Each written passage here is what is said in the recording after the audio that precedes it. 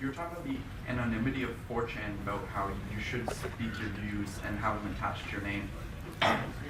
But the problem I've seen with that was, I'm a student at Queen's University, and you probably heard about the controversy about surrounding the quote-unquote racist party.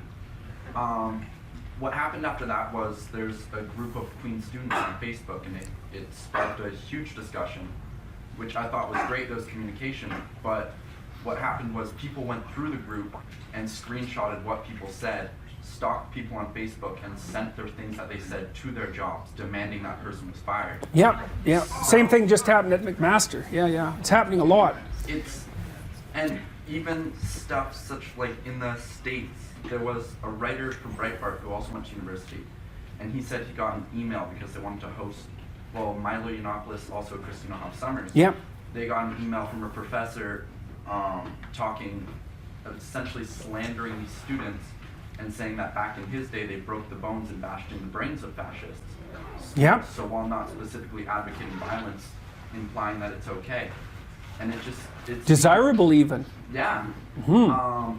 And even after the Berkeley riots, there were 5 articles in the Berkeley school newspaper encouraging the riots.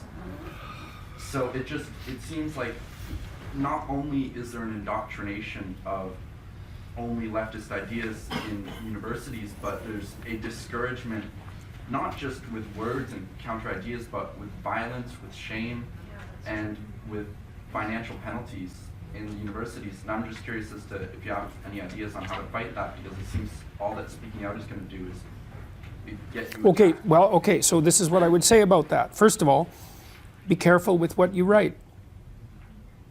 Don't write things you don't believe, and write them carefully. And write them knowing that you're not to write them unless you're willing to stand behind them. And then understand that if you're called to stand behind them, that is in fact how you will become educated. That's what you're in university for. It's to become educated. You might not get educated in your classes. Maybe that's not how people get educated in university anymore. But if you have something to say, and you say it carefully, and you've thought it through, and then you're willing to stand behind it, you will come out of that educated, and it'll be worth it. So having the courage of your convictions is the same as having courage. It's the same thing, and there isn't anything better that you can have going forward through your life than courage.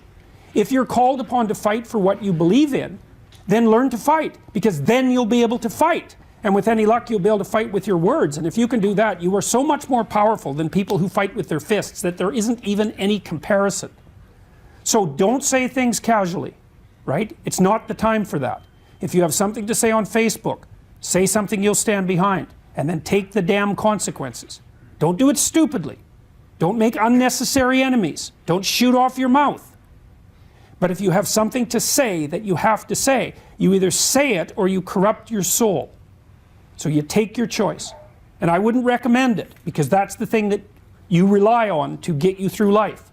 And if it's corrupted, nothing will help you.